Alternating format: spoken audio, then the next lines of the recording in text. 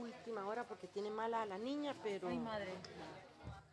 Pero sí viene, y si no, pues se tiene que venir Samantha para adelante, pero... Pero Samantha no puede estar sola en cabina todo No, el tiempo. viene puntualísima, parece, pero puede que se retrase unos minutos. Bueno, pero le quedan 4 minutos. Sí. Ahí le puse yo el mío. Bien, entonces les dejo esto. Ahora ya puedes seleccionar cuando aparezca por ahí el archivo que Pero el que nos llegó era un PDF, ¿no? Era un PDF. Sí. Sí, porque estaban las... Este es Sí. PowerPoint. Pero están al revés. Las láminas no iban en el formato correcto. Tú mira, Sí. ahora lo miremos. Pero este que voy a usar está en PowerPoint. Pero tiene usted su propio lápiz. Sí, es de él. Ah, vale, entonces, pero me dijiste que usaste el tuyo, digo, no, porque el formato que tú tienes Usé no mi funciona. contraseña para meterme a la... Vale, digo, esto va a ser un problema. Claro, no, ese es el lápiz de... ¿Firmó o...? Sí. Ah, vale, para que los técnicos sepan. Muy bien, entonces, ¿esto tarda? ¿Qué le pasa? ¿Qué le pasa a esto?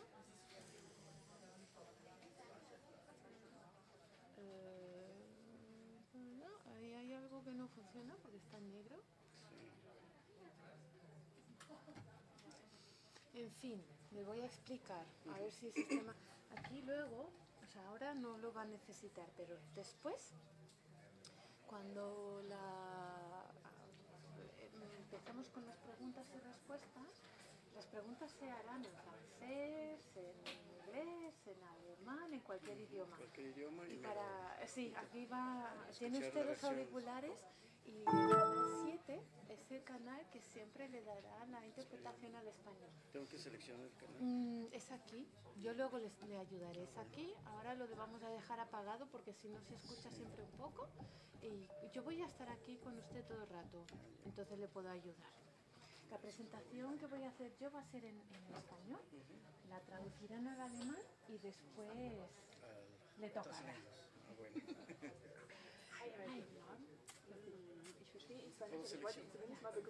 Que por lo menos quería saludarla, es Maren Linfelderstone, ella es la directora de lo que es el grupo de trabajo de interpretación aquí en la facultad.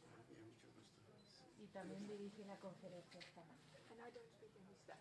Sorry. No habla español. Bueno, y no vamos a entender entonces. Wir verstehen uns trotzdem. Genau. Muy bien, a ver, entonces. Voy a seleccionar el archivo. Sí, sí. Kommst du gleich noch mal ganz kurz? Ja, ich komme.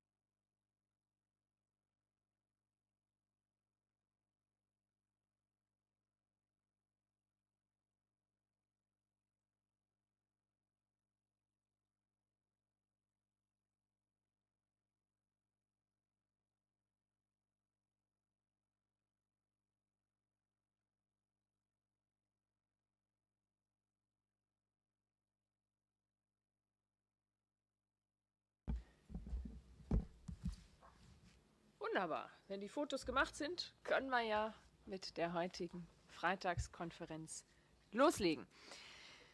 Ich freue mich, alle begrüßen zu dürfen. Ich freue mich, dass so viele gekommen sind, um sich dieses sicherlich sehr spannende Thema anzuhören. Ich begrüße ganz besonders unseren heutigen Redner, Herrn Domingo Meneses und seine Kollegen von der UNIC, sowie Frau Professor Schrader-Knifki. Ich sehe sie jetzt gerade nicht, aber da hinten ist sie. Vielen, vielen Dank, dass Sie das in die Wege geleitet haben. Ich freue mich über ein spannendes Projekt, Informationen zu bekommen, Dinge zu hören, die mir sicherlich bis hierhin noch völlig unbekannt sind. Insofern möchte ich auch gar nicht viel noch voranschicken, außer die Bitte an die offiziellen Kabinen, im Anschluss wieder die Relaisbögen auszufüllen für die spanische Kabine und sie der spanischen Kabine entweder direkt zukommen zu lassen oder sie mir zu geben und ich gebe sie dann ungelesen weiter oder sie zur Not in der Bandausleihe abzugeben. Aber es wäre schön, wenn Sie Ihr Feedback der Relaiskabine wiedergeben. Ich glaube, das ist immer sehr hilfreich. In diesem Sinne, vielen Dank dir, Judith, dass du unseren heutigen Gast vorstellst. Und dann schalte ich dir gleich das Mikrofon frei. Sí, muchas gracias a todos por su presencia. Me alegra mucho poder presentarles a Domingo Meneses. Él es profesor de la Universidad Intercultural de Chiapas en México. La UNIC ofrece una educación intercultural a profesionales de diferentes carreras, como por ejemplo de Derecho, Medicina y Turismo, entre otras, ¿no? Y se enseñan tanto la cultura como los valores éticos y las lenguas de los pueblos originarios de México, para así fomentar la formación de una sociedad más integrada y también más equitativa. Domingo Meneses imparte clases en el marco de la carrera de Lengua y Cultura ofrecida por la UNIC y es además también director de la línea de traducción. Se licenció en etnolingüística y tiene una maestría en lingüística. Actualmente está aquí en Germersheim con una delegación también de profesores de la UNIC, a quienes les damos una muy cordial bienvenida. Está aquí porque la Cátedra de Lingüística del Departamento de Español de nuestra facultad mantiene un proyecto de cooperación con la UNIC, un proyecto muy interesante y amplio que se ha iniciado hace poco. Así que si ustedes, como estudiantes de español en esta facultad, se interesan no solamente por el español, sino también por las lenguas originarias de México y también por ese proyecto de cooperación, entonces pueden dirigirse a la profesora Schrader-Knifki e informarse acerca de las posibilidades que tienen. Por ejemplo, existe la posibilidad de participar en un intercambio de estudiantes entre ambas entidades, quizás surge un proyecto para la tesina, el proyecto final de carrera, lo que sea. Si les interesa, hable con la profesora Schrader-Knifki. Hoy, Domingo Meneses, nuestro invitado, nos hablará sobre la política lingüística de México y el título de su ponencia es La lengua chol ante la política lingüística de México. Como ustedes seguramente sabrán, México es un país con una gran diversidad lingüística y si no estoy equivocada y si la estadística no me traiciona, Domingo, corrígeme si estoy mal, se han registrado en México un total de 65 lenguas vivas, originarias, que se hablan aparte del español. Y supongo que ustedes también sabrán, porque son personas muy informadas, que en abril de este año estuvo aquí en una visita oficial el presidente de México, Enrique Peña Nieto, para inaugurar junto con la canciller Angela Merkel el año dual México-España 2016-2017. Así que nos alegra mucho que hoy podamos aprender más acerca de México, acerca de su variado paisaje lingüístico, conocer también cómo se desarrollan cultiva y cómo se protege ese patrimonio lingüístico y cultural del que dispone el país, conocer cuáles son los planteamientos de la política lingüística a nivel nacional y también conocer más acerca de la visión y misión de la UNICH en este área. Domingo, muchas gracias. Tiene usted la palabra después de la interpretación al alemán de mi presentación. Vielen Dank, ich freue mich, dass Sie heute hier so zahlreich erschienen sind. Ich denke und ich freue mich auch, heute Ihnen Domingo Meneses vorstellen zu können. Er ist Dozent an der UNICH, der Interkulturellen Universität Chiapas. Er ist Experte für interkulturelle Bildung und an der Universität, an der UNICH, werden verschiedene Studiengänge gelehrt im Bereich Recht, Gesundheit, Tourismus und vieles mehr.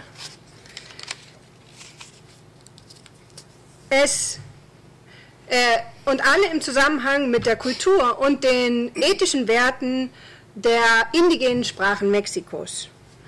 Das Ziel ist es, eine gerechtere Gesellschaft zu erreichen. Domingo lehrt Sprachen und Kultur.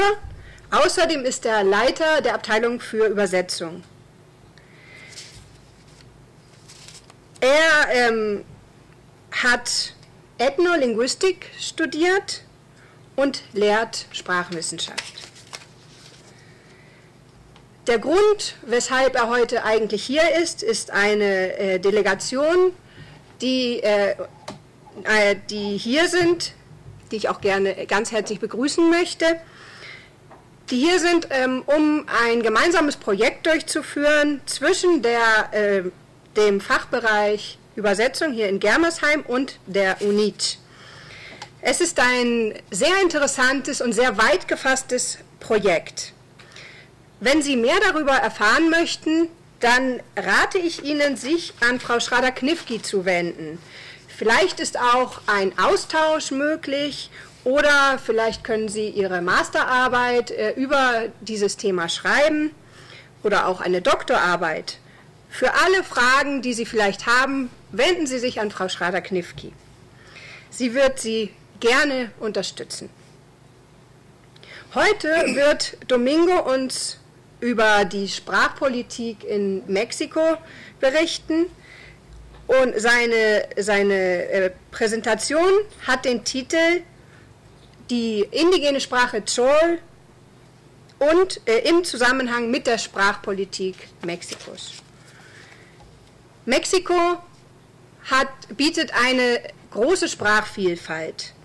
Wenn ich mich nicht irre, und korrigieren Sie mich, falls ich falsch liege, gibt es 45 indigene Sprachen, außer dem Spanischen.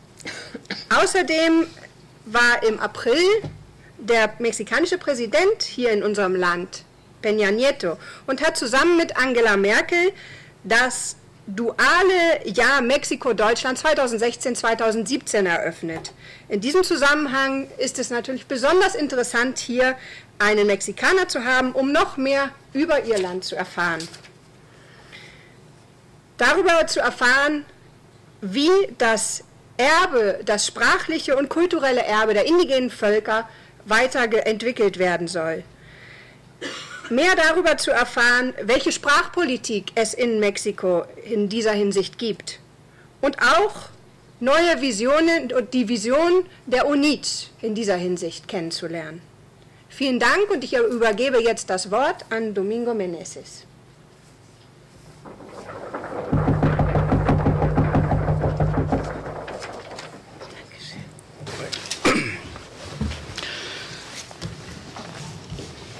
Bueno, muchas gracias por esta presentación que me han hecho. Sí, y en primer lugar, pues yo agradezco la oportunidad que me dan aquí para estar frente a ustedes y poder platicar un tema que es pues una realidad frente a las lenguas originarias y que es parte del trabajo que yo he venido realizando dentro también de la misma universidad donde provengo, que es la Universidad Intercultural de Chiapas, ¿no? bueno, pues en este momento, pues el tema que yo he preparado para exponer en este momento, pues es el Chol y la política lingüística de México. Y el Chol lo pongo aquí como un tema de entrada, un punto de partida para poder exponer o tratar el tema de la política del lenguaje del Estado mexicano frente a las lenguas originarias. Entonces, pues el Chol lo pongo como un punto de partida, ¿no? Para que podamos entrar en tema, ¿no?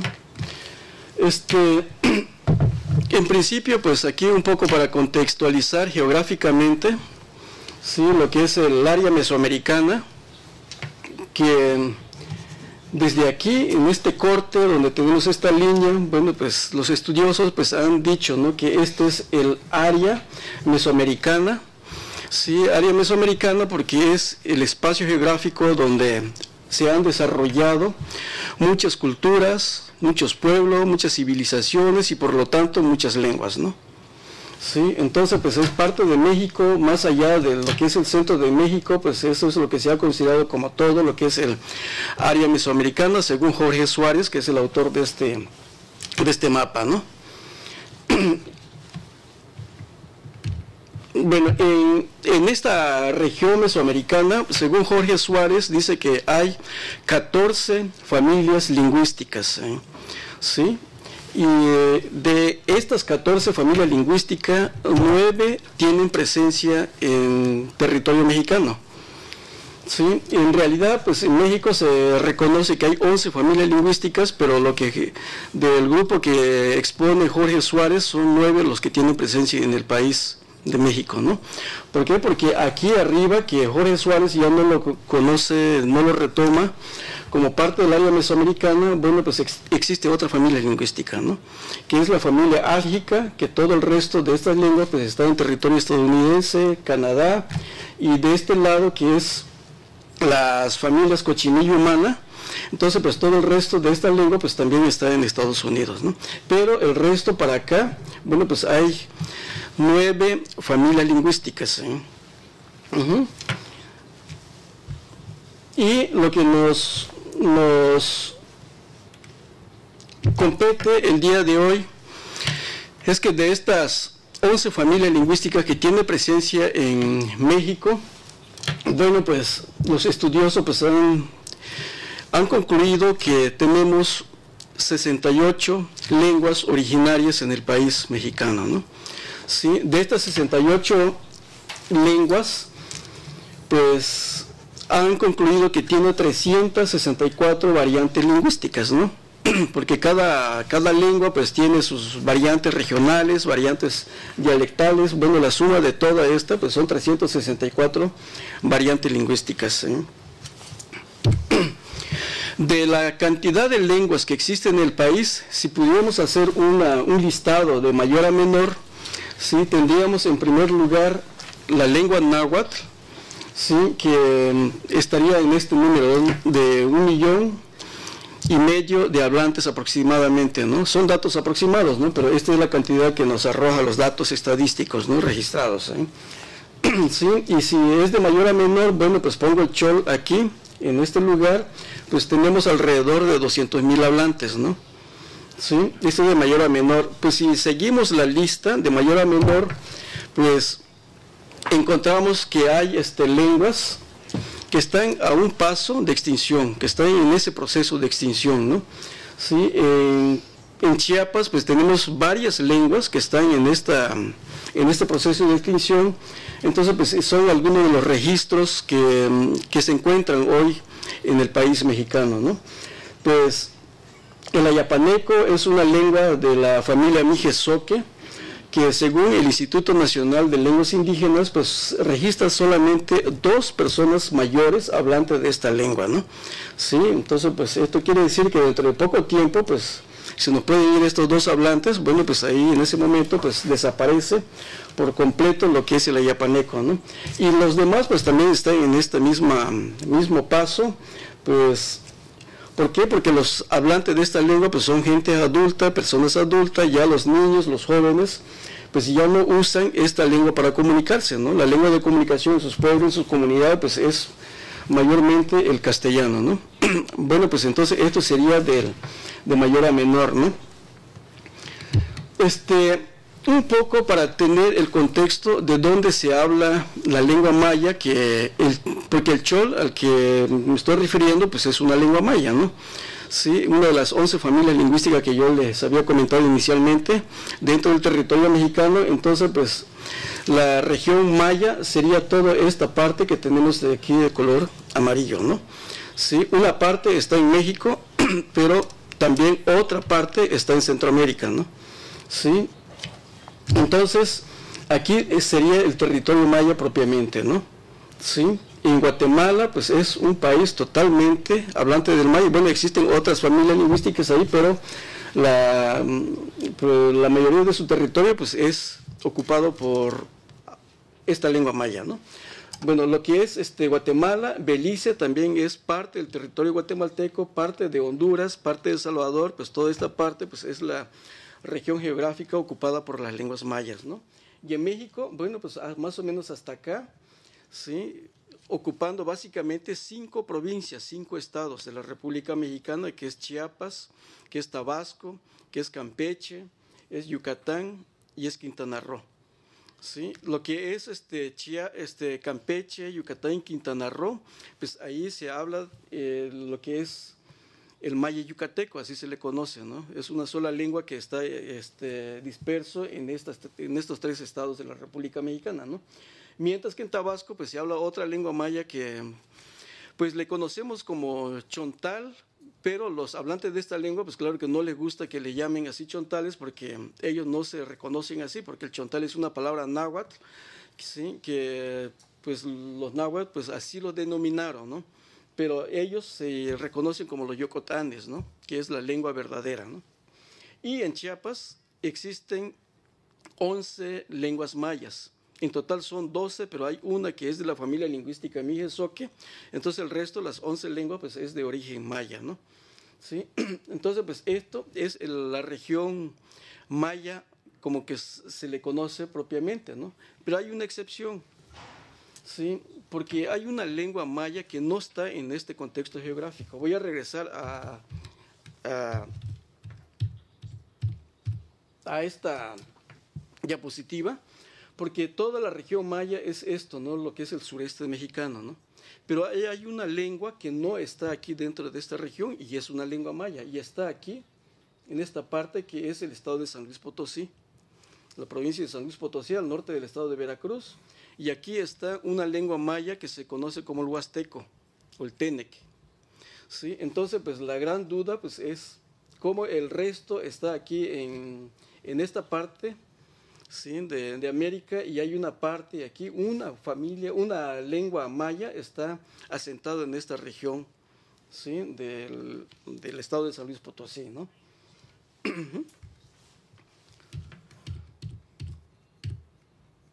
Bueno, estas lenguas mayas al que yo me estoy haciendo referencia, según estudiosos, en este caso Kaufman, hace una reconstrucción histórica de esta familia lingüística, ¿no? ¿Sí? Aquí pues no pretendo que aprendan todo esto, simplemente para contextualizar, ubicarlos del grupo de lenguas que tiene esta familia lingüística. Según Kaufman, pues él cree que hace 5.000 años aproximadamente pues existía una sola lengua maya, ¿no?, que se le conoce hoy como el protomaya, ¿no? ¿Sí? Y con el tiempo se fue diversificando, bueno, 2100 antes de Cristo, según los estudios que aquí he realizado, entonces se divide en 4 grupos, ¿no? Sí, que es el grupo huastecano, la división huastecana, yucatecana, occidental y oriental. Bueno, pues estos 2, pues no hubo mayor diversificación hasta en esta época, que es 1100 años después de Cristo, y aquí 1000 años después de Cristo, que se dividen en estas 6 lenguas, ¿no? Bueno, el huastecano se divide en huasteco, chico-musulteco, ¿sí? El yucateco, pues se divide en yucateco, en lo que es hoy el lacandón, el itzay y el mopán, ¿sí? El que tiene mayor diversificación, pues son estas otras 2, la división occidental y la división oriental, ¿sí? Entonces, pues aquí, 1000 años antes de Cristo, pues se divide en estas dos ramas, la rama cholana, la rama canjobalana, ¿sí? Que es la parte que me interesa ahora. Entonces, pues 100 años después de Cristo, pues este autor pues divide entre lo que es la rama cholana con el tzotzil, ¿no? Tzotzilano. ¿Sí? Del grupo cholano, bueno, pues se va subdividiendo aún más en lo que es hoy el chontal, el chol y el chortí. ¿Sí? Mientras que el grupo tzotzil, bueno, pues se divide en lo que es hoy la lengua tzeltal y la lengua tzotzil, ¿no? Entonces, pues hay mucha cercanía. Un tzeltal y un tzotzil hoy en día pues se pueden entender hasta un 70-80%, ¿no? Lingüísticamente. Igual también aquí con el chontal y chol, pues me he comunicado con algunos compañeros hablantes del chontal y sí nos entendemos, creo que hasta un 50-60% también. Hay muchas palabras muy semejantes, y entonces eso posibilita la comprensión entre estas dos lenguas, ¿no? Pues por esta reconstrucción que hace aquí el Kaufman, ¿no? Bueno, y todo lo demás, pues aquí también hay una división, cómo se fue diversificando las lenguas mayas. Este no es el total, aquí nada más hay 18, ¿no? ¿Sí? Ya el número de lenguas, ¿sí? De esta familia lingüística, pues son 30 lenguas mayas que existe de toda esta familia lingüística, ¿no? ¿Sí? Entonces, pues una buena parte está en México y el resto está en Guatemala, Belice, etcétera, ¿no? ¿Sí? Entonces, esta sería la distribución de las lenguas mayas existente en este. Bueno, aquí hay dos lenguas desaparecidas, que es el chicomucelteco, ¿sí? Ya se extinguió, ya no existe, y no lo registra aquí el autor, pero en otros trabajos que tengo acceso, pues registra también que entre el chol y choltí había una subdivisión que es el chortí y el choltí. Y el choltí, pues ya muchos autores registran que ya es una lengua desaparecida, ¿no? Y ahí mismo en Chiapas hay otra lengua que es muy cercana al celtal, que se llama cocho. También ya es una lengua desaparecida, ¿no? Ya no hay hablantes, ¿sí? Entonces, pues aquí nada más se registra lo que es el chicomucelteco, pero hay otras lenguas que también no está aquí contemplado, pero que existieron y ya son lenguas muertas, ¿no? Bueno, lo que es concretamente el estado de Chiapas, ¿no? ¿Dónde se encuentran estas lenguas que yo estoy haciendo referencia? ¿Sí? Entonces vemos que el chol, ¿sí? Está ubicado en esta región de Chiapas, ¿no? La provincia de Chiapas, ¿no? Ocupa 5 municipios dentro de lo que es el estado de Chiapas, ¿no? Sí, que es el municipio de Palenque, el municipio de Tila, el municipio de Tumbalá, el municipio de Salto de Agua, Sabanilla, y aquí también, que aquí lo consideran como territorio celtal, pero es que hubo una migración a partir de los años 60 y 70, donde muchas familias del municipio de Tumbalá, Tila, sí, empezaron a extenderse en esta región que se conoce hoy en día como la selva lacandona, ¿no? ¿Sí? Bueno, las demás lenguas pues están aquí presentes, por ejemplo, el tzotzil, pues sería toda esta área geográfica donde tiene presencia, ¿no? El tojolabal, de este color, ¿sí? El celtal, bueno, pues toda esta parte, lo que es el color verde, y el zoque, que no es de la familia lingüística, sino es de otra familia lingüística que es el mije zoque, entonces tiene su presencia en esta parte de Chiapas, ¿no? Bueno, pero estas lenguas no solamente tienen presencia en Chiapas. Por ejemplo, el chol, ¿sí? Aquí toda esta parte es el estado de Tabasco, la provincia de Tabasco, y también existen choles en esta región de Tabasco, ¿no? Hay 3 municipios de Tabasco donde se habla el chol, que es Macuspana, así se llama, Tapijulapa, Tacotalpa, son municipios hablantes del chol, ¿no? Choles históricos, ¿no? Porque aquí también en Campeche, otro estado de la República, también hay choles, pero son migrantes, ¿sí? Y el zoque, bueno, pues tiene presencia aquí en Oaxaca, aquí en Veracruz y aquí en Tabasco, ¿no? Porque había dicho, ¿no?, que el ayapaneco es de la familia lingüística mije zoque, ¿no? Bueno, esta lengua que está aquí en esta parte de Chiapas, ya colindando con el país de Guatemala, hay muchas lenguas que es de la familia, también de la familia lingüística, pero son los que están en este proceso de desaparición, al menos en Chiapas. Hay una lengua que es el mam, así se le conoce, así se le llama, está ubicado en esta región de Chiapas. Es una lengua que ya está en descenso, ¿no? Está en ese proceso de desaparición, pero en México. Pero el MAM es una lengua mayoritaria en el país de Guatemala, ¿no? Creo que el MAM es la tercera lengua mayoritaria allá en Guatemala, pero en México pues se está perdiendo, ¿no? Y así hay otras lenguas que es el mochó, el cachiquel, pues son lenguas ya con poquitos hablantes. Sí, un dato estadístico que yo tengo del mochó es del 2010. Aquí pues pude ver que solamente las instituciones registran 50 hablantes del mochó. Sí, entonces pues eso fue en el 2000, ¿no? Pues ahorita pues a lo mejor ya es menos ese número de hablantes del mochó. Bueno, pues conforme vaya pasando el tiempo, pues quizás también pues dentro de poco perdamos el mochó como lengua, ¿no? Bueno, pues esto que acabo de hacer pues es una contextualización geográfica de la presencia de las lenguas allá en Chiapas y todo, ¿no? Ahora, ¿qué es lo que el Estado mexicano ha hecho en relación a estas lenguas, ¿no? Y aquí es donde yo quiero entrar a discutir, ¿no? Cuál es el planteamiento, cuál es la posición del Estado mexicano en relación a las lenguas locales, ¿sí? Desde que se constituye México como nación, entonces pues ya las autoridades empiezan a construir también toda esa política lingüística dirigida a estas lenguas a las que estoy haciendo referencia, ¿no? ¿Sí? Entonces el gobierno mexicano desde un principio empieza a implementar la política de integración, de integrar a los hablantes de lenguas indígenas a la sociedad nacional, ¿sí? Integrarlos a la cultura hispana, ¿sí? O sea, tienen que aprender el castellano a costa de dejar de usar sus propias lenguas, ¿sí? Entonces pues empezaron a usar los conceptos del asimilacionista, integracionista, ¿sí? A partir de la escuela. Entonces la escuela aquí jugó un papel fundamental para hacer que todos los hablantes de lenguas indígenas pues empezaran a dejar de usar su lengua, ¿no? Entonces pues tenían que llegar a la escuela, ¿sí?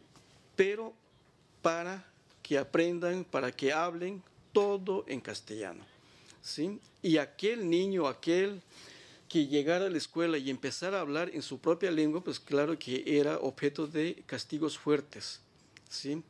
Eran castigados fuertemente si hablaran su lengua materna en las escuelas, ¿no? Entonces, pues aquí el método pues es lo que conocemos como el método directo, que es usar el español, ¿sí? Para que sea más rápido el aprendizaje que deberían de tener sobre el castellano, ¿no? Bueno, pero más tarde, a partir de la década de los 30, pues ya tenían algo de experiencia sobre el método directo y todo, pero se dieron cuenta que no era el camino a seguir, ¿no? ¿Sí? Entonces, pues en ese entonces el secretario de Educación de los años 30 empezó a discutir otra línea de integración, ¿sí? Donde Moisés Sáenz empezó a decir que a lo mejor el camino no era el método directo, sino un método al que le llamaban el método indirecto, ¿no? ¿En qué consistía? Bueno, pues es que en ese entonces pues también el Instituto Lingüístico de Verano, una institución de Norteamérica, ¿sí? Liderado por Townsend, ¿sí? Llevó la idea al gobierno mexicano de que se podrían castellanizar de manera más rápida a partir de su propia lengua, ¿sí? Alfabetizarlo en su lengua materna, y con ese conocimiento de la escritura, del alfabeto, de su propia lengua, que era más fácil acceder al castellano. Bueno, pues fue la idea que se planteó en ese entonces, por eso aquí se empezó a hablar de la alfabetización en las lenguas originarias, ¿sí? ¿En qué consistió? Bueno, pues todo un trabajo de estudio, ¿sí? De los propios investigadores, de los propios lingüísticos que llegaron de este grupo para estudiar todas las lenguas originarias, ¿no? Entonces, pues llegaron los del ILB, empezaron a aprender las lenguas originarias y ellos empezaron a elaborar cuadernos, cartillas, revistas, libros, gramáticas, diccionarios, etcétera, ¿no? ¿Sí? Entonces, pues todos ellos empezaron a elaborar estos materiales, ¿sí? Para convencer al gobierno mexicano que el método para la asimilación pues, era a través del método indirecto, ¿sí? Con el uso de su propia lengua. Por eso hoy en día allá en Chiapas, en México, hay muchas lenguas locales, lenguas originarias que se escriben a partir de las reglas ortográficas del castellano, ¿sí? Y hace poco pues todavía no teníamos una propuesta, unas reglas ortográficas de estas lenguas al que me estoy haciendo referencia, como Tzeltal, Tzotzil, Chol y todo, ¿sí? Sino que esto es reciente, fue a partir de la existencia ya de la UNICH, de la universidad donde provengo, donde empezamos a discutir que estas lenguas deberían tener también sus propias reglas ortográficas, porque antes de esta fecha pues no tenía esta información en las lenguas originarias, sino que todo escritor indígena utilizaba tal y cual las reglas ortográficas del castellano para escribir sus lenguas maternas. Bueno, pues esto fue lo que dejó el Instituto Lingüístico de Verano, ¿no? Bueno, pues toda esta historia dada por el ILB pues fue lo que en México fue el principio de esta educación intercultural bilingüe, o bilingüe bicultural, que así se le llama inicialmente, ¿no? Sí, porque antes no se hablaba de una educación bilingüe, sino era una educación monolingüe castellano, ¿no? Pero con esta historia, bueno, pues se empieza a construir esta educación bilingüe bicultural en México, ¿no? Pues fue la base, fue el inicio para hablarse de educación bilingüe mexicana. ¿Sí? Bueno, pues ¿qué nos deja este trabajo del ILB? ¿Sí? Y el ILB, pues quizás sus aportes fue que empezó a hacerse un trabajo un poco más científico sobre las lenguas indígenas, ¿eh? Sí, por un lado, pues tenía esta finalidad de empezar a desarrollar todo un modelo para la castellanización, pero por otro lado, pues también fue el momento en que empezó a desarrollarse todo un trabajo lingüístico sobre las lenguas originarias, ¿no? Fue así como empezó todo esto de los estudios gramaticales, estudios sociales sociolingüísticos, ¿sí? Pensando que todo esto contribuye para la resolución de estos problemas sociales que vive el país, ¿no? Y hubo proyectos pilotos. En varias regiones del país, de México, hubo proyectos pilotos donde estaban experimentando, ¿no? El proceso del trabajo con el método indirecto. Entonces, pues así tenemos aquí un proyecto que fue coordinado por el lingüista Mauricio Suárez, ¿sí? En un estado de México, que es Michoacán, donde están asentados los hablantes del purépecha. Antes eran tarascos, hoy purépechas. Bueno, pues es ahí donde Mauricio Suárez llevó a cabo el desarrollo de este método indirecto, ¿no? ¿Sí?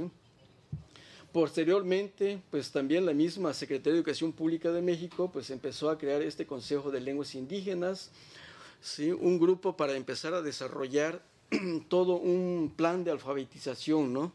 ¿Sí? Para pasar a la castellanización, ¿no?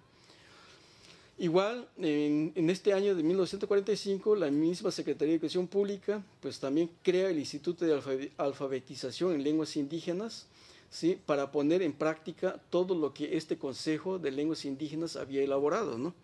¿Sí? Bueno, derivado de estas experiencias del Instituto de Alfabetización en Lenguas Indígenas, ¿sí?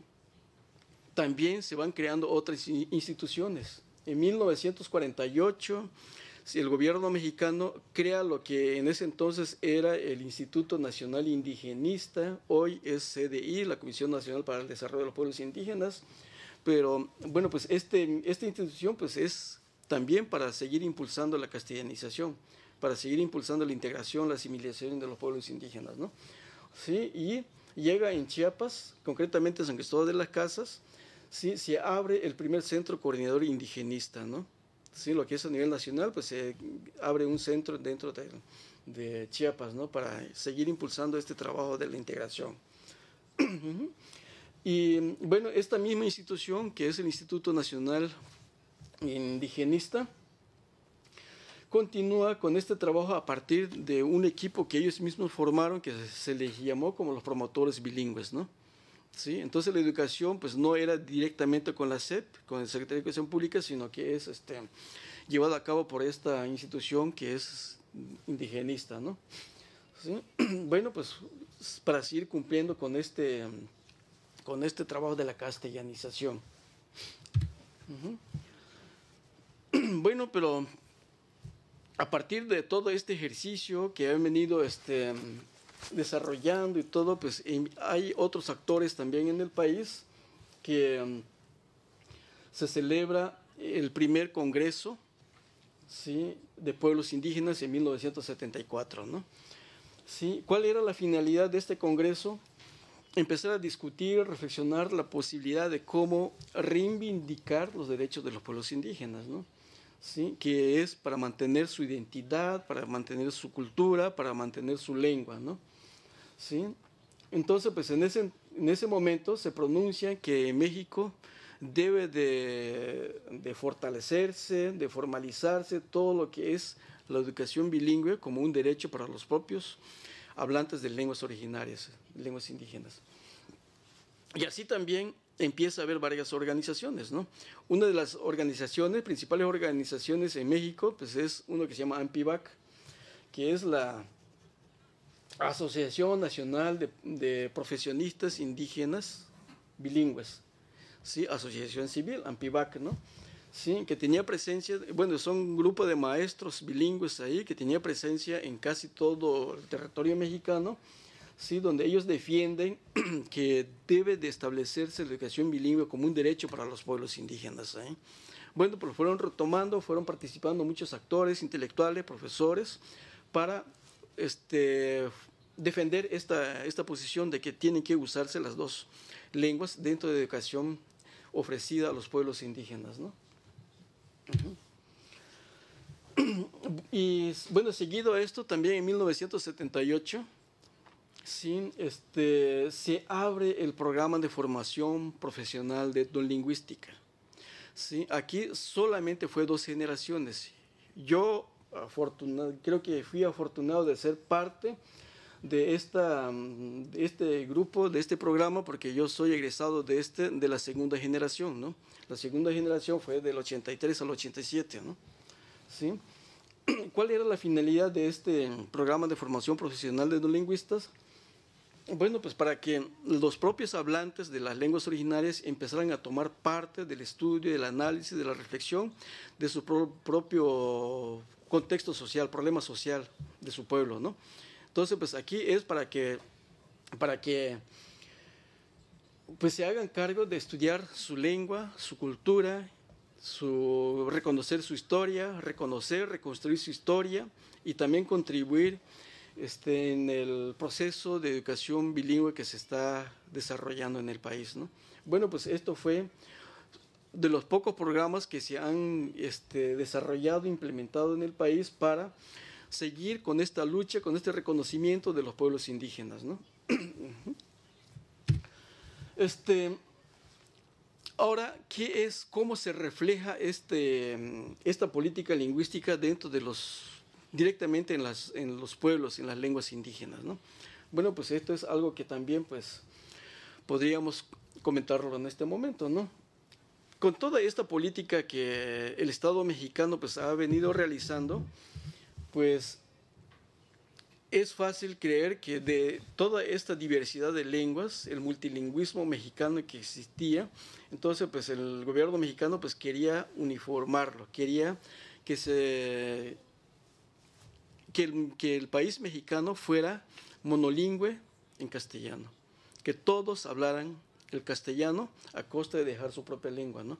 Por eso no se le dio vida, no se le dio presencia a las lenguas indígenas en distintos contextos, ¿sí? Porque fueron negados totalmente el uso de las lenguas originarias en las instituciones, en las escuelas, en cualquier actividad pública de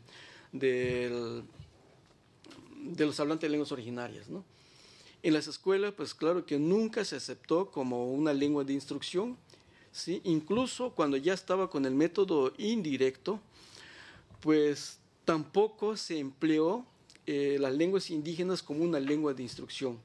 ¿Sí? Este sistema bilingüe de educación pues simplemente es como un puente para pasar a la castellanización, porque así estaba dicho originalmente y se siguió practicando, ¿no? ¿Sí? Tampoco consideraron a las lenguas originarias como un campo de estudio. ¿Sí? Tampoco vieron que pudiera ser un objeto de estudio. ¿Sí? ¿Por qué? Porque en las escuelas nunca se implementó como una materia, como una asignatura, para que los propios hablantes fueran reconociendo la estructura de su lengua en este caso, ¿no? ¿Sí? Entonces, cuando hablaban de educación bilingüe, es simplemente el uso oral para hacer traducciones, interpretaciones básicas. Solamente cuando veían que el alumno no entendía para nada lo que se le decía en castellano es cuando usaban su lengua local para hacerlos entender, ¿no? ¿Sí? Bueno, pues entonces, pues, quiere decir que la lengua que se empleaba en la escuela para pensar, para reflexionar, para organizar todas sus ideas, el alumno, pues todo era en esta segunda lengua que no conocían, ¿no? ¿Sí? Entonces, pues es muy difícil pensar en una lengua que uno no conoce, pues al menos esa es mi experiencia, yo no podría pensar en una lengua que no conozca, ¿no? Entonces, pues aquí con los alumnos, pues se le exigía que hicieran ese esfuerzo, ese ejercicio de pensar en esta lengua que no dominaban, ¿no? ¿Sí? Entonces, con esto pues quiero decir que el desarrollo, el estudio sistemático de las lenguas originarias pues estaba encerrado en todos los ámbitos públicos, institucionales y todo, ¿no? No había esa oportunidad. Con toda esta política lingüística, pues también vemos aquí datos numéricos, ¿no? ¿Sí?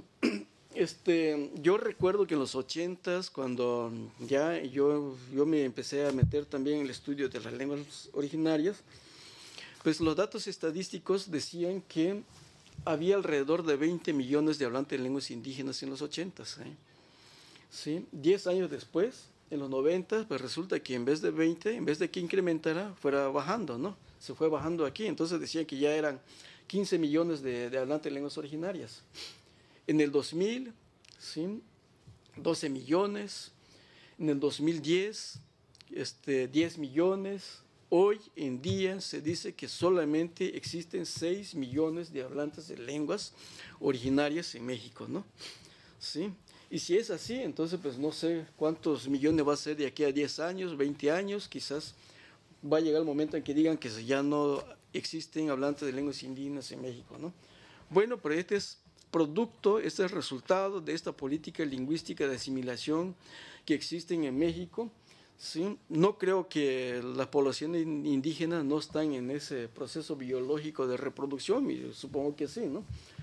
¿Sí? Aquí simplemente se ve reflejado en cada uno de los habitantes hablantes de lenguas originarias el resultado de esta política lingüística de negación. Entonces aquí yo creo que lo que ha pasado es que muchos jóvenes indígenas, profesionistas indígenas, niegan su propia identidad, niegan su lengua, ¿sí? Niegan su historia, niegan su pueblo. Entonces, pues, por eso tenemos esta reducción de hablantes, ¿sí? Bueno, pues esto fue con toda esta política lingüística que hay, pero vamos a ver más adelante algún dato, ¿no? ¿Sí? ¿Por qué se van reduciendo? Pues yo creo que es por esto, ¿no? ¿Sí? Que hay una negación psicológica, pues aquí el hablante de lenguas originarias, con toda esta historia peyorativa en que han sido involucrados, pues termina por decir, ¿no? Pues a lo mejor tienen razón, pues no mi lengua pues quizás no tenga esa trascendencia como yo lo creo, ¿no? Entonces pues empezó a darse estos efectos psicológicos, culturales, lingüísticos, ¿sí? Y por eso es que tenemos este dato, ¿no? Del descenso de la cantidad de hablantes, ¿no? ¿Sí? A partir de estos efectos. Y toda esta negación al que yo me refiero, ¿sí? Los jóvenes indígenas, los profesionistas, ¿sí? Los estudiantes, pues hay un comportamiento, una actitud al que yo creo que vale la pena también mencionarlo aquí, ¿no? ¿Sí? Por ejemplo, L1, que es la lengua materna, ¿sí? Terminan por por esa actitud valorativa que tiene de su propia lengua, ¿no? Sí, o sea, la actitud lingüística, ¿sí? Que se vaya perdiendo, que vaya en descenso, ¿sí? Y su segunda lengua, que es el castellano, termina por darle más importancia, más uso, porque es la lengua con que conviven, interactúan, es la lengua con que recibe toda la información en las escuelas. Entonces, pues como que hay una asimetría valorativa entre las dos lenguas, ¿no? ¿Sí? Su lengua materna como que va dejando de verle la importancia, mientras que L2, su segunda lengua, pues como que le va dando mucho valor, mucha importancia, ¿no?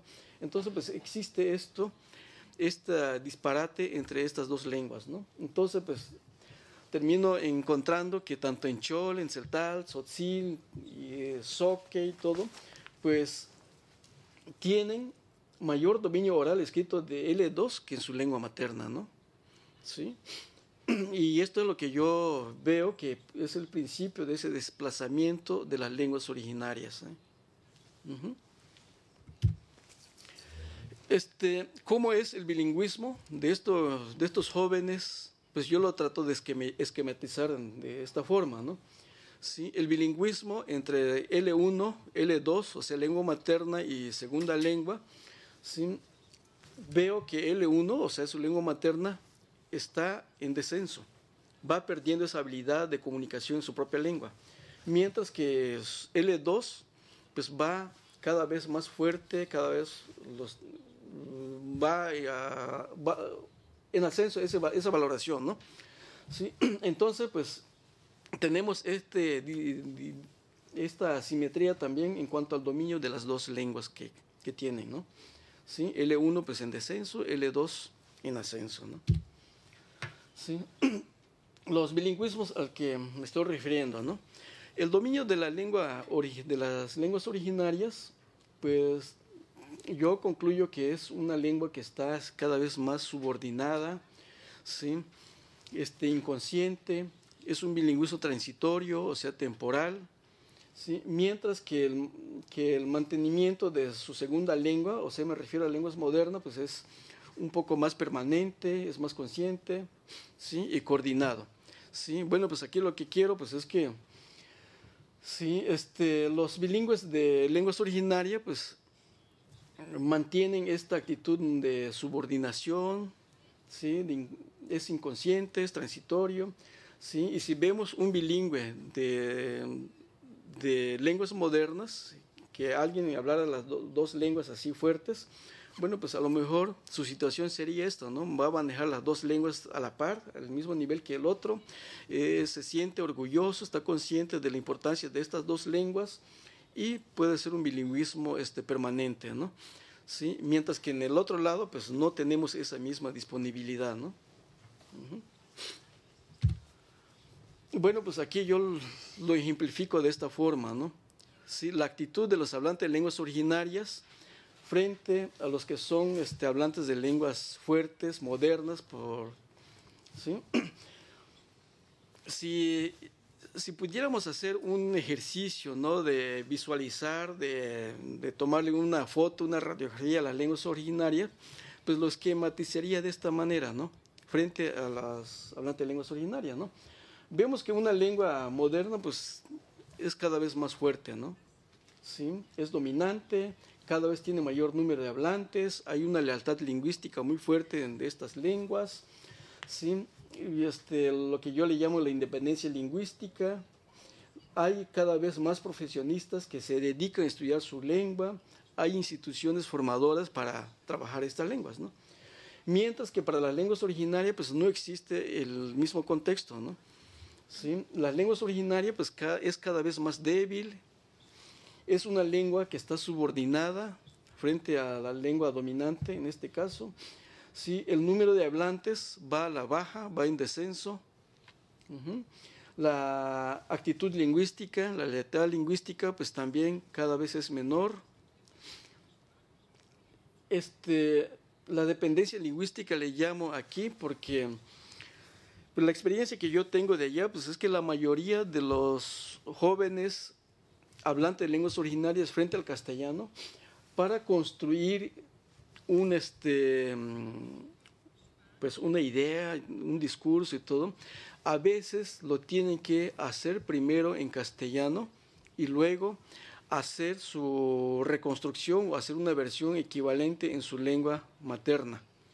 ¿Sí? Entonces, pues veo que aquí primero tienen que construir ese discurso en castellano y posteriormente hacer lo mismo en su lengua local, lengua materna, ¿no? Bueno, pues esto creo que es una dependencia lingüística, ¿sí? Al que pues pone en cierta desventaja su lengua materna, su lengua local, ¿sí? Y bueno, pues creo que es el principio en el momento en que se van perdiendo habilidades lingüísticas, ¿no? En su lengua materna. No tenemos profesionistas en las lenguas para trabajar las lenguas locales, ¿sí? Pues son muy poquitos los que hay, ¿sí? Pero esto pues yo creo que es por la misma situación, la misma tendencia política que hay dentro del Estado mexicano que negó el reconocimiento de las lenguas locales. Entonces, por lo tanto, pues no hubo ninguna institución de educación superior donde se pueda estudiar las lenguas locales, lenguas indígenas, ¿eh? En el país, pues solamente había 2 escuelas para estudiar lingüística que están en la Ciudad de México, que es la Escuela Nacional de Antropología e Historia, y bueno, el CIESA pues ya fue posterior, y nada más, ¿eh? Entonces, pues toda la gente de las provincias y todo para estudiar su propia lengua, pues no tiene acceso, ¿no? Tenía que trasladarse hasta la Ciudad de México para estudiar lingüística, ¿no? ¿Sí? Por eso es que no se conocía esta disciplina como un campo de trabajo, ¿sí? Y por eso es que no tenemos los profesionistas indígenas. Bueno, ahorita pues podemos decir que ya hay un grupo de jóvenes que se van vinculando, se van involucrando al trabajo lingüístico, pero es ahora, ¿no? De 10 años para acá. Pero antes, pues no existía esta posibilidad, ¿no? Porque yo para estudiar lingüística tuve que ir hasta la Ciudad de México para poder formarme en la carrera en que pude concluir mis estudios, ¿no? No hay instituciones formadoras, ¿no? Entonces, pues esta es una realidad para el trabajo lingüístico en México, ¿no? ¿Sí? Bueno, pues aquí es un ejercicio que yo pongo a partir de mi propia experiencia, a partir de lo que yo puedo conocer de mis compañeros allá, choles, celtales, tzotziles y todo, ¿no? ¿Cómo se sienten ellos frente a su propia lengua, ¿no? Si pudiéramos hacer este ejercicio, ¿no? De comparar el nivel, la cantidad de vocabularios que maneja una lengua frente a otra, en este caso su lengua materna con el castellano, pues podría yo ilustrarlo de esta forma, ¿sí? El número de vocabulario que mantiene, que conserva en su cabeza los hablantes de estas lenguas, pues es poco, ¿no? ¿Sí? Así de manera muy intuitiva y todo, pues, si hiciéramos un ejercicio de preguntar más o menos como cuántas palabras creen que tiene acumulado en su cabeza los hablantes, pues dirían que es menos en comparación de lo que puede dominar en castellano. ¿Sí? Pues yo he hecho esta plática, este ejercicio ahí con los hablantes, entonces me dicen, no, pues a lo mejor en celtal pues hay alrededor de 300 palabras que yo uso para comunicarme en mi vida cotidiana, ¿no? Y en castellano pues unos 700, 800 palabras, ¿sí? No es que esto sea algo así, pero si uno hace este ejercicio de preguntar, platicar ahí con los hablantes, pues hay esta cantidad muy dispareja, ¿no? En cuanto al número de vocabularios que se manejan en cada una de las 2 lenguas, ¿no? Sí, entonces pues esto pues también pues puede ser un elemento que pueda servir para entender cómo está, en qué nivel está el dominio, el uso de las lenguas locales allá frente al castellano, ¿no? Sí, claro que también vamos a encontrar quizás personas que digan, no, pues yo hablo más bien mi lengua materna y el castellano no tanto, ¿no? Pero es muy raro encontrar una posición, una persona con esa visión. La mayoría, pues esto es lo que se puede reflejar, ¿no? en la realidad, ¿no? Bueno, pues esto que estamos hablando, pues ha sido todo un proceso que se ha vivido en las instituciones y todo, ¿no? Pero hay otra, sí, al que yo me quiero referir también en este momento, ¿no? Sí, paralelo a todo este trabajo institucional que se ha hecho, pues también ha habido luchas de organizaciones indígenas, ¿no? ¿Sí? Y el más fuerte, que todos conocemos supongo, pues es el movimiento que se dio en 1994 con el levantamiento del Ejército Zapatista de Liberación Nacional, ¿no? Sí, pero antes del 94 también había organizaciones indígenas, como esto que ya les había dicho, que es la AMPIBAC, la OPINAC y todo. Ellos también en los 80s ya pedían que se abriera un Centro Nacional de Lenguas Indígenas aquí, Centro Nacional de Lenguas Indígenas, ¿eh? ¿Sí? Para el estudio, para la sistematización, el reconocimiento de todas las lenguas locales, ¿no? Bueno, esto existía como propuesta, ¿sí? Que no se proyectó más allá, ¿no? De lo que es, ¿no? Sí, pero a partir del 94, que es cuando se reconoce en México todo un movimiento de lucha indígena para el reconocimiento, la revaloración de las lenguas y las culturas, bueno, pues aquí empieza todo un panorama distinto, ¿no? ¿Sí? Y fue así como ya el 13 de marzo de 2003, el Congreso de la Unión en México, ¿sí? Decreta lo que es la Ley General de Derecho Lingüístico de los Pueblos Indígenas de México, ¿no? ¿Sí?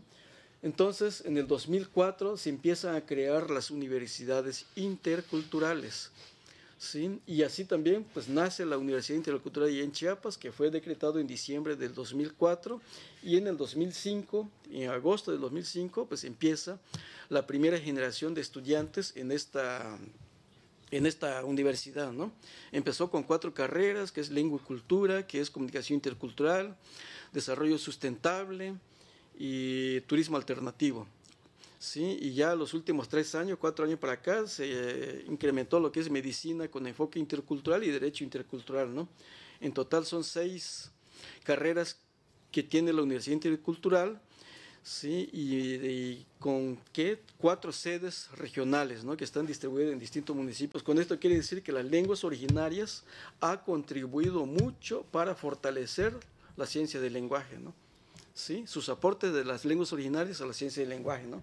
Mi pregunta es, ¿cuándo entonces la ciencia del lenguaje va a contribuir para fortalecer las lenguas locales, las lenguas originarias? ¿Sí? Aquí, pues, en otros espacios, otras personas con quien he platicado, pues me han dicho que la ciencia del lenguaje no tiene ninguna obligación de crear presencia ahí dentro de las lenguas locales. Bueno, pues son cosas que yo no lo comparto, porque como ciencia, como disciplina, pues debería de tener una presencia también para que efectivamente pudiera fortalecer las lenguas locales, que es nuestra aspiración como hablantes de estas lenguas, ¿no? Sí, pues también como lengua, pues creo que tenemos el derecho de pensar en que nuestras lenguas pueden fortalecerse, pueden revivir, pueden revitalizarse y que tenga también un uso escrito, así como cualquier otra lengua, ¿no? Sí, por eso aquí pues pongo esto, ¿no? ¿Cuándo la ciencia del lenguaje va a contribuir para apoyar las lenguas locales? ¿Sí? Entonces pues también esto es para la ciencia y para los científicos también la misma pregunta, ¿eh? ¿Cuándo contribuirán para fortalecer las lenguas locales, ¿no?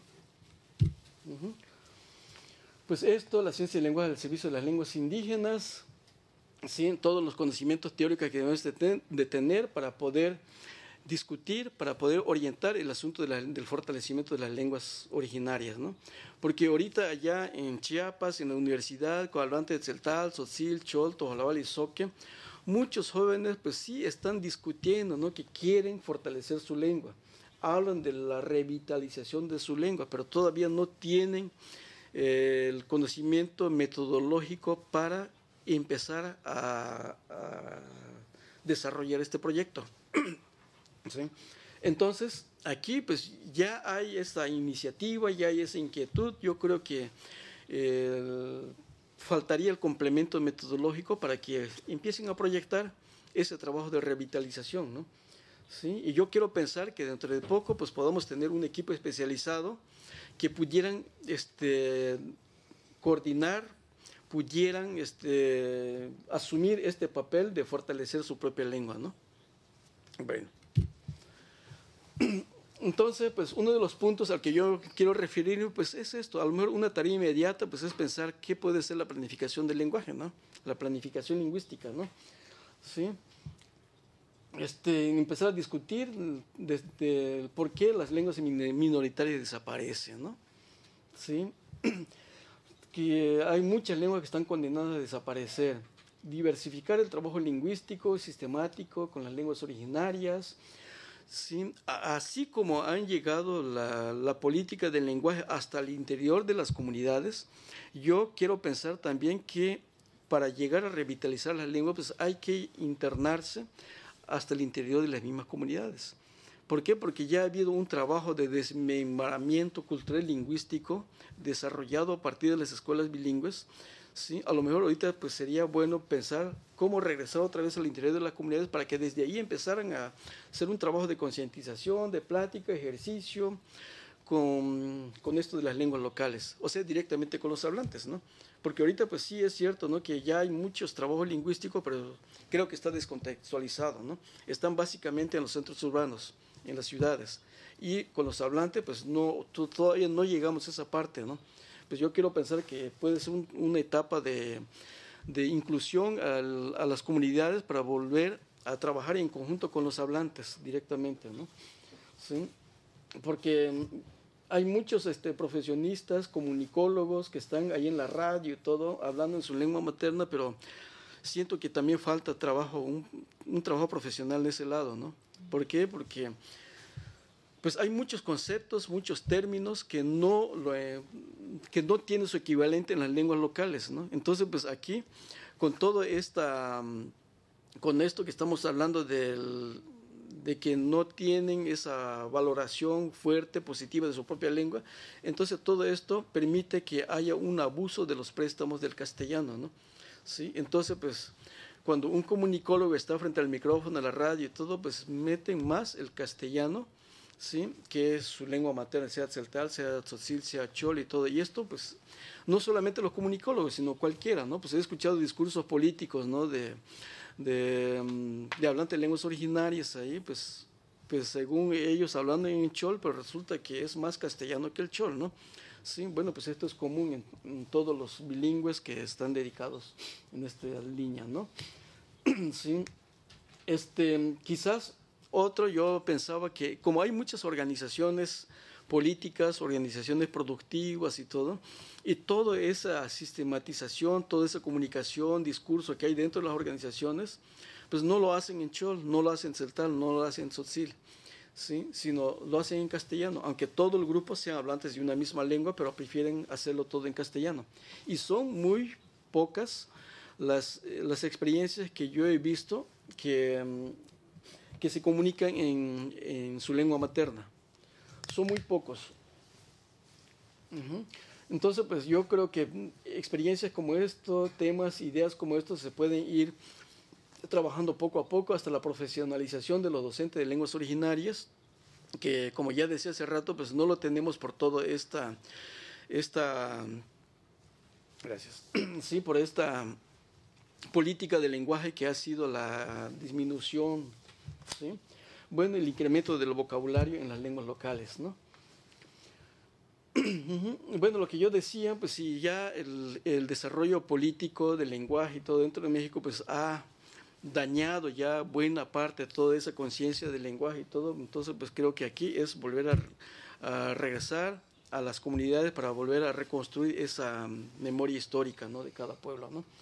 Y quizás algunos de los puntos que nos pueda ayudar, pues nosotros lo estamos platicando ahí directamente en la Universidad Intercultural, ¿sí?, que sería bueno empezar a ver algunas cuestiones así metodológicas, teóricas, ¿sí? Aquí pues yo estoy planteando que la terminología puede ser como una línea de trabajo que pueda ayudar, que pueda contribuir a fortalecer las lenguas locales, ¿no? Sí, pues aquí son meramente datos que yo pongo porque considero que por ahí tenemos que empezar, ¿no?, para empezar a discutir cómo es ese trabajo lingüístico, ¿no?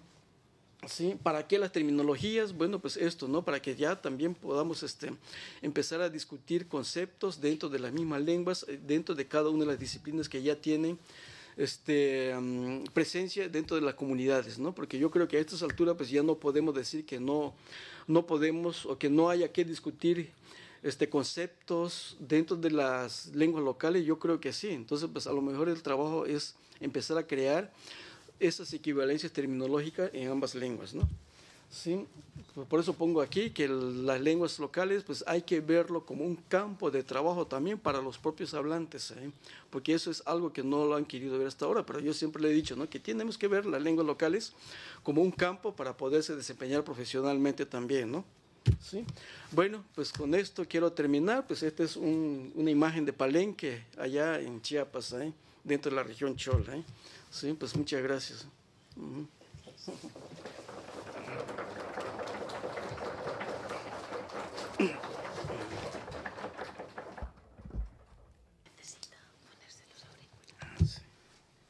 Warte noch kurz auf den Kopfhörer. Vielen, vielen herzlichen Dank. Ich wusste wenig über das Thema, umso mehr habe ich mich über den Einblick gefreut, über die vielen Informationen. Bevor ich selber meine Fragen loswerde, möchte ich ganz herzlich alle einladen, sich an der Diskussion zu beteiligen, Fragen zu stellen, Anmerkungen zu machen. Drücken Sie einfach auf den grünen Knopf am Mikrofon, dann kann ich Ihnen jeweils das Mikro freischalten. Ich habe zwei Fragen, die wahrscheinlich vielleicht relativ kurz zu beantworten sind. Das eine, weil es mich einfach interessiert, bei Ihrer Aufzählung der verschiedenen Sprachen und der Anzahl der Sprecher, die es noch gab, waren ja teilweise sehr, sehr wenig Sprecher, ich glaube 2 einmal oder 77. Gibt es da eine Grenze, ab der man sagt, bei der Grenze kann man davon, bei der Anzahl an Sprechern kann man davon ausgehen, dass diese Sprache realistisch, zumindest mittelfristig überlebt? Oder muss man einfach sagen, das kommt sehr auf den Kontext an? Gibt es da irgendwie einen Richtwert, dass man sagt, wenn 250 Leute die Sprache noch sprechen, können wir davon ausgehen, in der nächsten Generation hören wir diese Sprache weiterhin? Die zweite Frage ist eine ganz andere. Sie haben ja zum Schluss verschiedene Ansätze vorgestellt oder verschiedene Vorschläge, wo man ansetzen könnte, um dieser Entwicklung entgegenzuwirken, um in die andere Richtung zu steuern, um indigene Sprachen zu stärken. Das waren alles einzelne Ansätze, sehr realistische Ansätze. Wenn ich Ihnen jetzt einen Zauberstab in die Hand gebe und sage, Sie haben einen Wunsch frei, mit dem Sie alles verändern können. Gibt es irgendwas, wo Sie sagen, ganz unrealistisch gesprochen, wenn ich das verändere, dann wird alles gut? Wenn ich die Schulbildung in den indigenen Sprachen mache, dann ändert sich schlagartig alles. Gibt es irgendwie so einen Angelpunkt, von dem man weiß, das kann man nicht erreichen, aber schön wäre es trotzdem?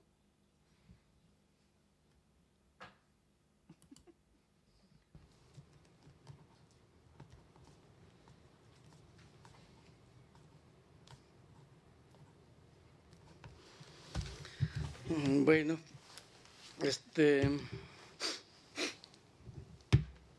a ver si entendí las preguntas. Sí, primero, el número de hablantes, ¿no? De esto que ya nada más tienen 2, 4, 10, 20 hablantes, pues la historia nos ha dicho, ¿no?, que en el mundo pues hay lenguas, bueno, nacen, desarrollan y se mueren, ¿no?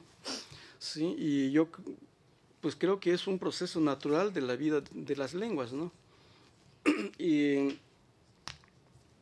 Pero en este caso, pues creo que no es la evolución misma de la lengua, sino que es producto de una amenaza externa, ¿sí?, con una presión social externa en que empiezan a dejarse de hablar las lenguas locales y por eso se está desapareciendo, ¿no?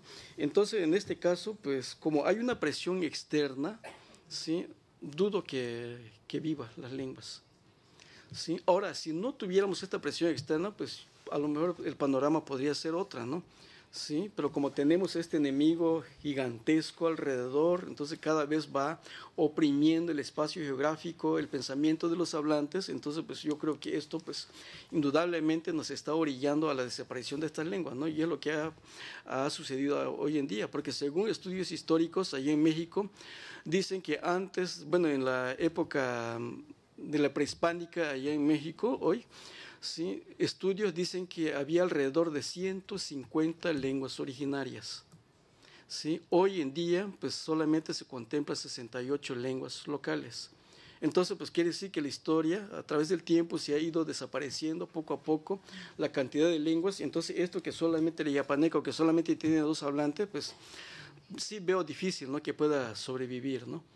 ¿Sí? En donde posiblemente pueda permanecer más tiempo y alcanzar este trabajo que están haciendo los propios hablantes, al menos son las lenguas que todavía tienen mayor número de hablantes ahora, ¿no?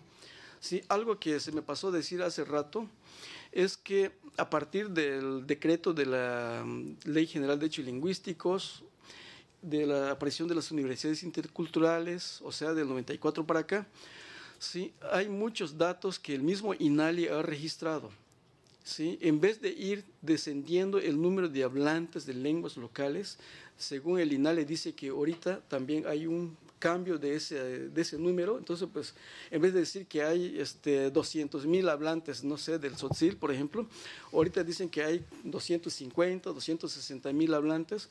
Bueno, pues porque ha habido cambios también en este contexto político, social mexicano, ¿no? Entonces, pues si es así, pues a lo mejor más adelante con la lengua que todavía tiene una cantidad numerosa de hablantes, pueda servir para volver a crear ese escenario donde pueda haber mayor presencia de lenguas locales, y si se profesionalizan los hablantes ahí, quizás pueda aportar más este desarrollo lingüístico, ¿no?, locales. Y más si hay científicos en otras partes que puedan contribuir, pues yo creo que eso podría ser un recurso mayor todavía, que puedan llegar a fortalecer las lenguas locales, ¿no? Sí.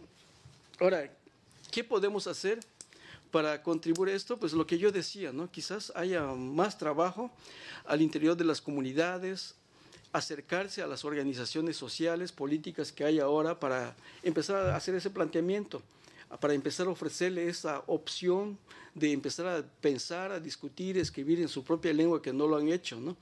Sí, quizás actividades de este tipo, pero al interior de las comunidades, pueda ayudar, ¿no?, a cambiar ese panorama, ¿no?, de desaparición de ese pensamiento maya, pensamiento indígena, ¿no? Sí.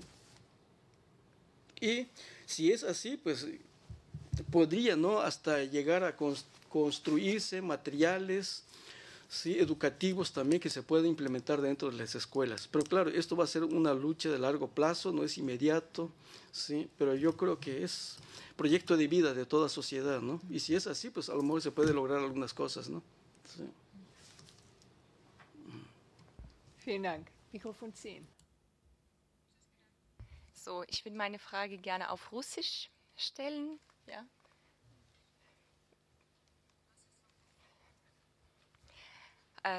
У меня есть 2 коротких вопроса. Первый вопрос.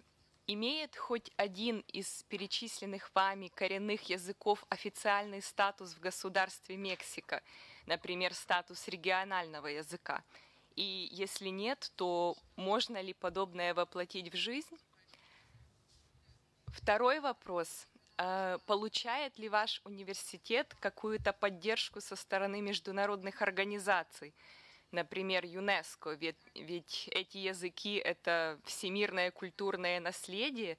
Сотрудничаете ли вы с международными организациями? Спасибо.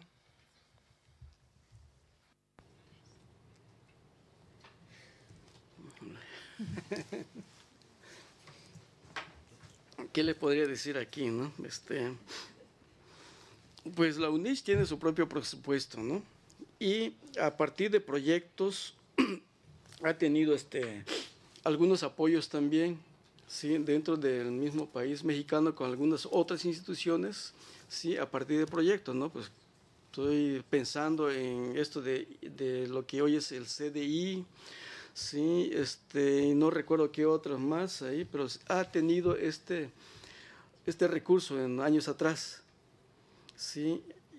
Bueno, ahora pues quisiera mencionar también de este nuevo apoyo que está dando aquí en a través del apoyo de la doctora Martina, que creo que es un primer apoyo que se está dando directamente para este trabajo lingüístico, sí, al que yo estaba haciendo mención hace rato.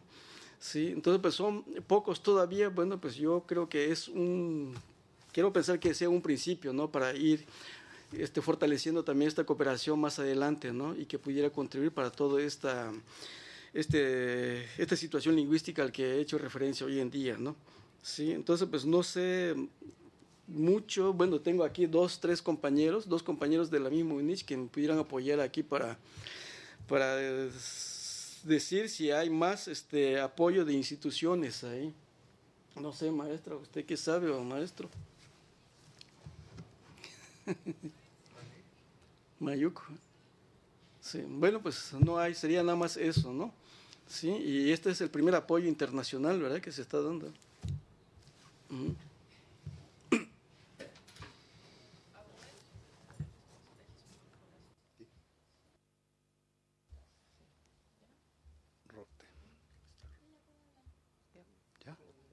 ¿Sí? La Universidad Intercultural de Chiapas y las otras 11 universidades son organismos públicos descentralizados del gobierno del estado de Chiapas, y el financiamiento también es público. El 50% de su financiamiento lo proporciona el gobierno del estado de Chiapas y el otro 50% lo proporciona el gobierno federal. Esto es para su operación normal.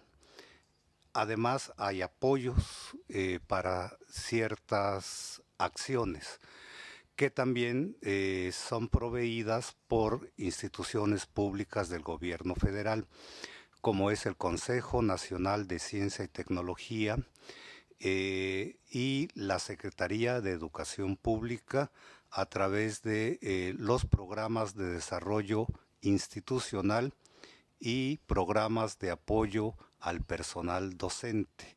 Todos son de orden público. Además, para ciertos proyectos que requieren la participación de especialistas, se pueden brindar y a cambio recibir un apoyo, como es el caso o ha sido el caso de la Comisión Nacional para el Desarrollo de los Pueblos Indígenas, quien tiene como objetivo brindar servicios a la población indígena.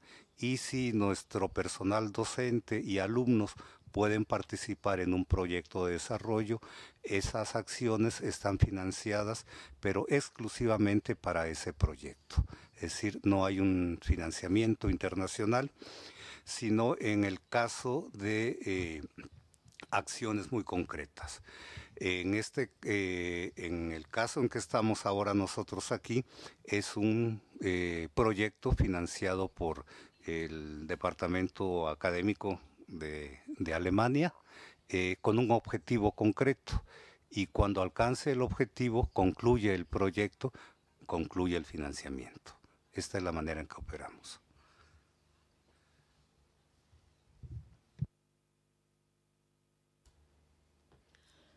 Voy a hablar en francés, por favor. Merci tout d'abord de votre présentation.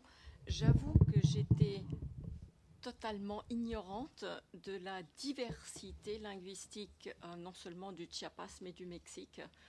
J'étais très impressionnée par le nombre de 65 langues que vous avez mentionnées, ou que Judith a mentionné au début, 65 langues encore présentes au Mexique aujourd'hui. Je ne le savais pas. Donc merci d'abord de cet enrichissement de mes connaissances. Qui dit langue en voie de disparition pense aussi automatiquement à des langues existant peut-être uniquement à l'oral et des langues existant également à l'écrit. Parmi ces 65 langues, combien sont également des langues écrites? Et si elles sont écrites, est-ce qu'elles disposent d'une réelle littérature? Puisqu'on sait que par des ouvrages littéraires, que ce soit des romans, que ce soit des témoignages, que ce soit des poèmes, une langue reste accessible.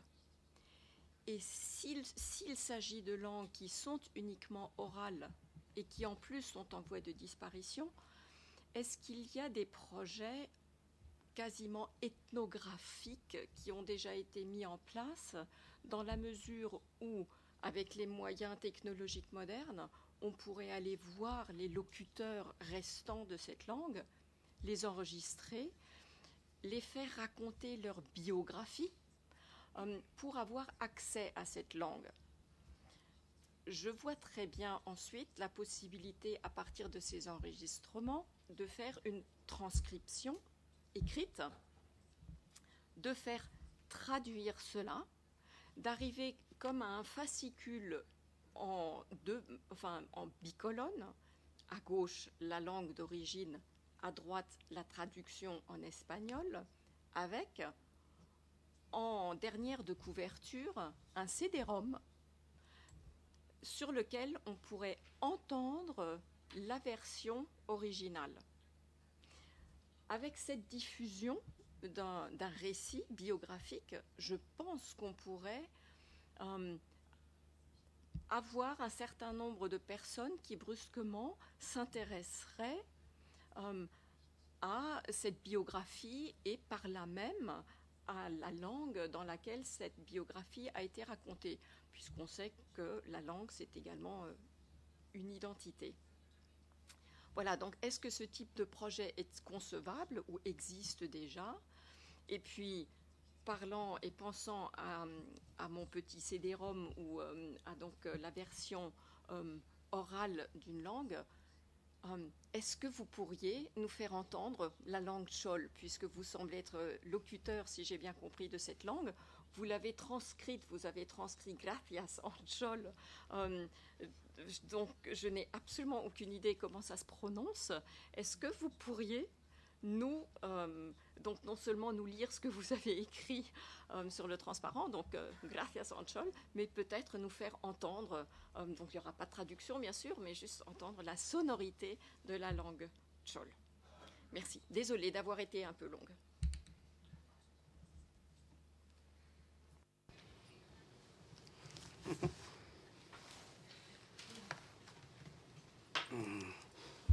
Si hubiera iniciado al inicio de mi plática, ¿no?, con una presentación en Tchol ahí, pues sí se me pasó ahí, pero creo que es momento todavía de retomar esa parte, ¿no?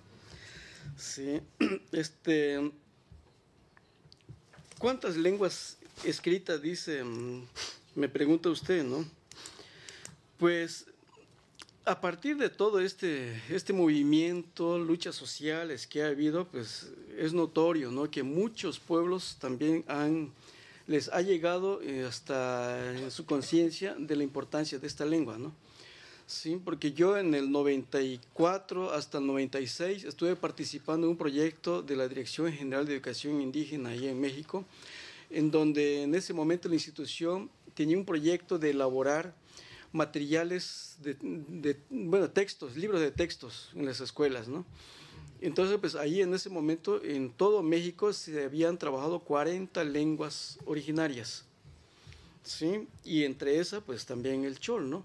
Sí, de ese proyecto de la DGI, Dirección General de Educación Indígena, pues en Chiapas se trabajaron 5 lenguas, que es Tzeltal, Tzotzil, Tchol, Zoque y Tojolabal.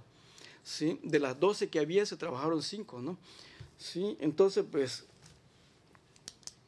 y de las otras que están en este lado fronterizo con Guatemala, que es el MAM, el Mochó, el Cachiquel, y todo, también empezaron a hacer ese trabajo, pero ya posterior, ¿no? ¿Sí? Ya cuando la Universidad Intercultural empezó a discutir también que es necesario trabajar, crear su propia norma de escritura y todo, pues fue en ese momento cuando se tomó en cuenta también las otras lenguas que tenían menor número de hablantes, ¿no?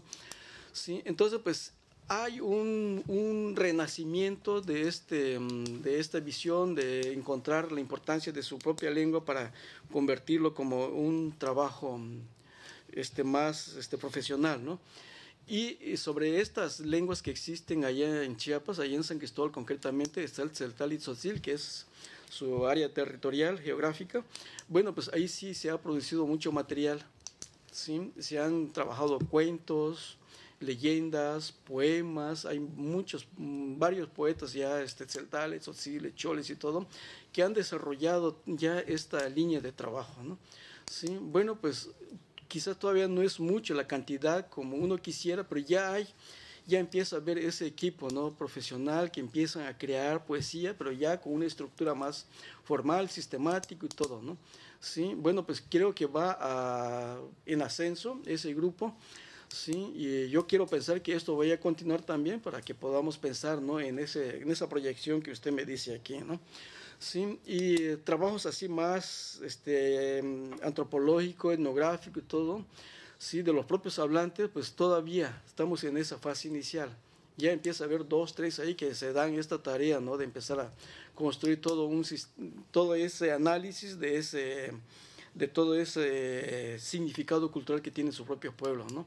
Sí, bueno, pero estamos en esa fase de inicio, ¿no? Sí.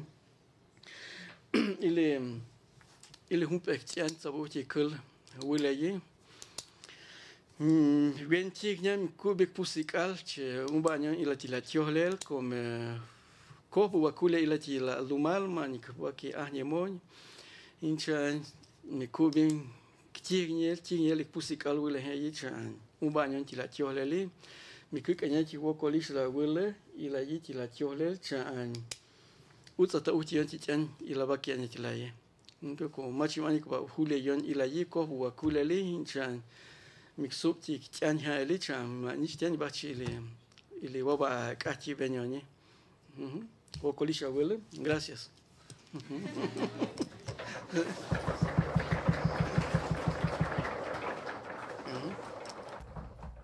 Wir haben zwar noch tatsächlich die eine oder andere Frage, sind aber leider am Ende unserer Zeit angelangt und ich fand auch, das ist ein wunderbarer Schlusspunkt, dass wir mit dem Eindruck Ihrer Sprache hier aus dieser Konferenz rausgehen können.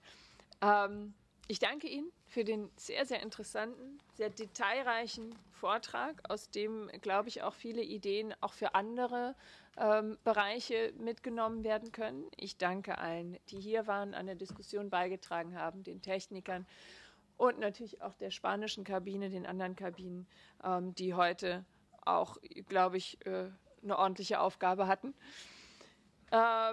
Und vor allem natürlich Domingo Meneses, ganz, ganz herzlichen Dank, dass Sie hier waren. In der nächsten Woche haben wir einen Vortrag von Crossborders über die Arbeit, die hier auch am Fachbereich oder ganz besonders am Fachbereich von Studierenden geleistet wird. Eine Initiative mit und für Refugees haben wir schon einmal bei der Freitagskonferenz begrüßen dürfen und war ganz wunderbar. Insofern freue ich mich auch wieder auf die nächste Woche. Und bis dahin wünsche ich Ihnen allen ein gutes Wochenende und eine gute Woche und Ihnen nochmal vielen herzlichen Dank und Frau Professor Schrader-Knifki, auch Ihnen vielen Dank, dass Sie hier wieder einen wunderbaren Redner organisiert haben.